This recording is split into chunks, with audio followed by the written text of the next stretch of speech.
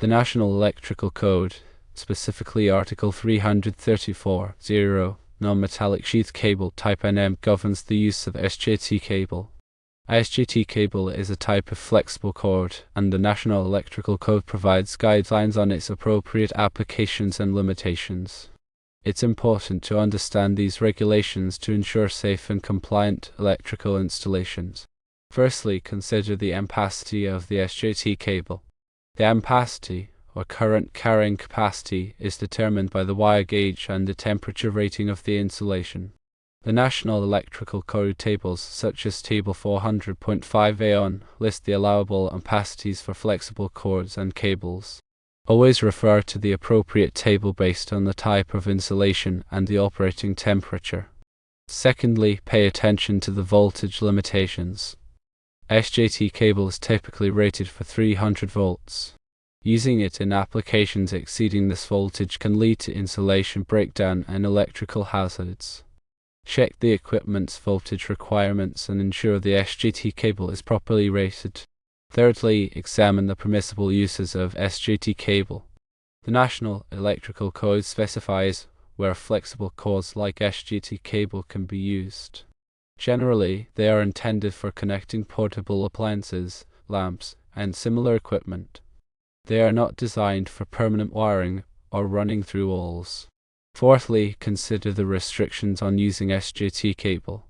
The National Electrical Code prohibits using flexible cords as a substitute for the fixed wiring of a structure. They cannot be run through holes in walls, ceilings, or floors. They cannot be concealed behind building walls, ceilings, or floors, and they cannot be installed in raceways, except as permitted elsewhere in the National Electrical Code.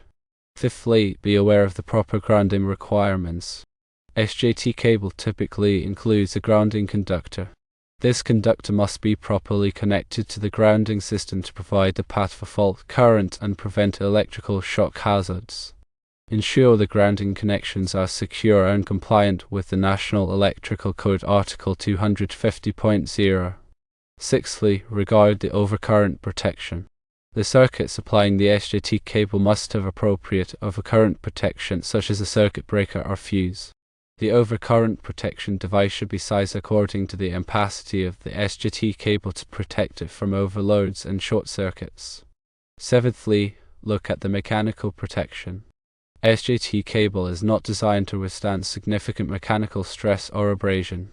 Protect it from physical damage by using strain relief fittings, cord grips, or other appropriate means. Eighthly, factor in the environmental conditions.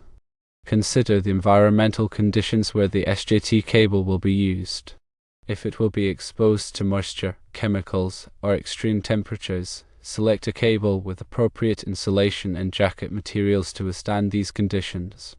Ninthly, focus on the proper installation practices.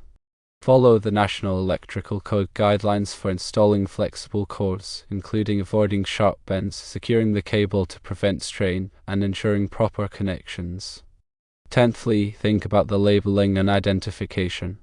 SJT cable is typically marked with its type, size, voltage rating, and other relevant information. Ensure the markings are legible and that the cable is properly identified for its intended use. 11thly, know about the ampacity correction factors. When SJT cables are bundled together or installed in environments with high ambient temperatures, ampacity correction factors may need to be applied. These factors reduce the allowable ampacity to prevent overheating. Refer to the National Electrical Code tables 310.15b2 and 310.15b3 for ampacity correction and adjustment factors. 12thly, be aware of the specific requirements for hazardous locations. If the SJT cable will be used in a hazardous location, such as a Class 1, Division 1 or 2 area, specific requirements apply.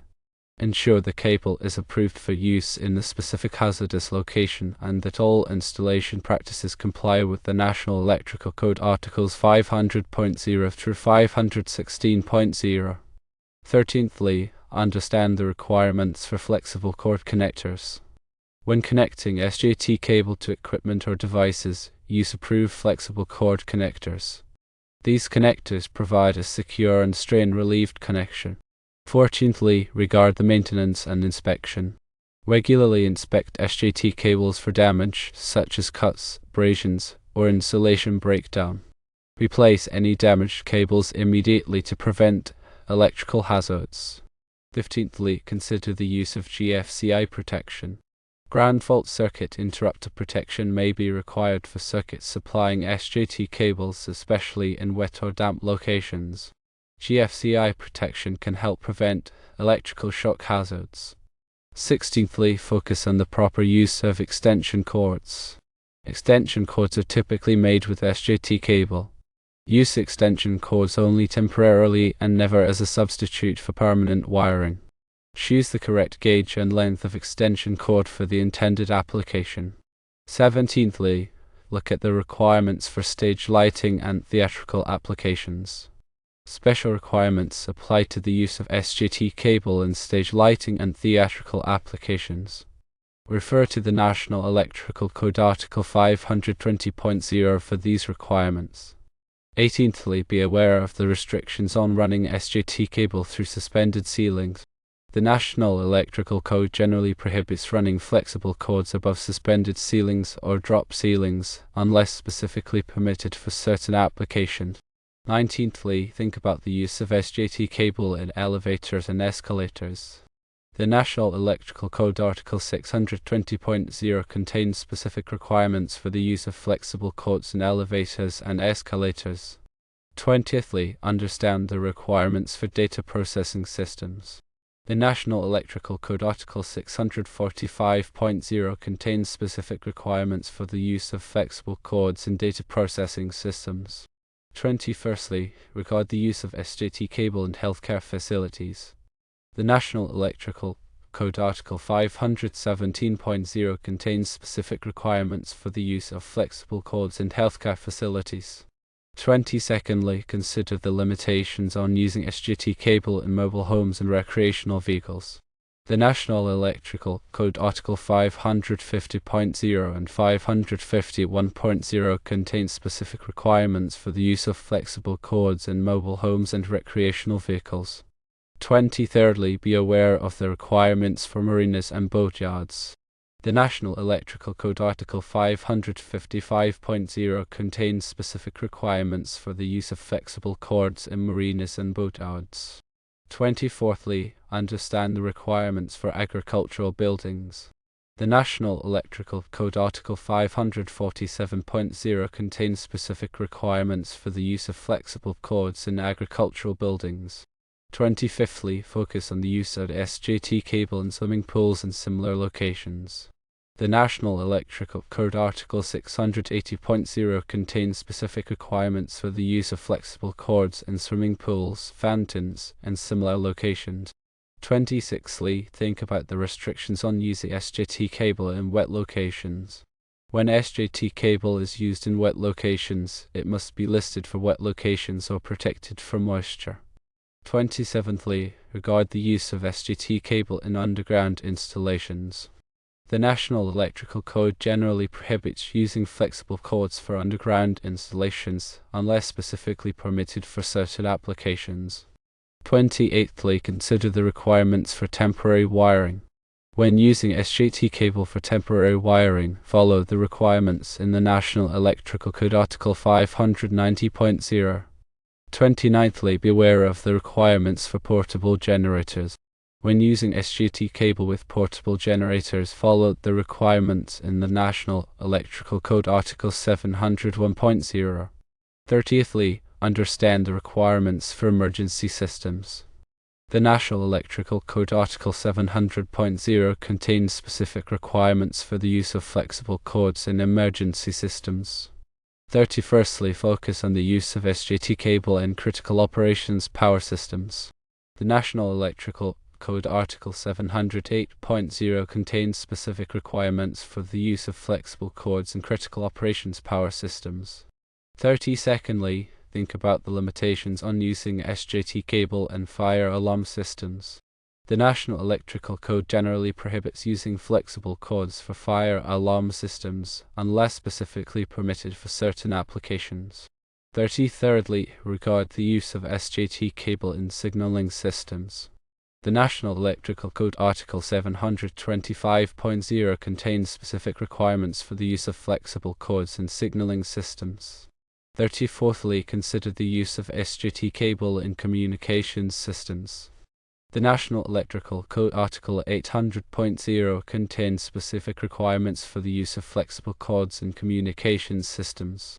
35thly, be aware of the limitations on using SJT cable in radio and television equipment.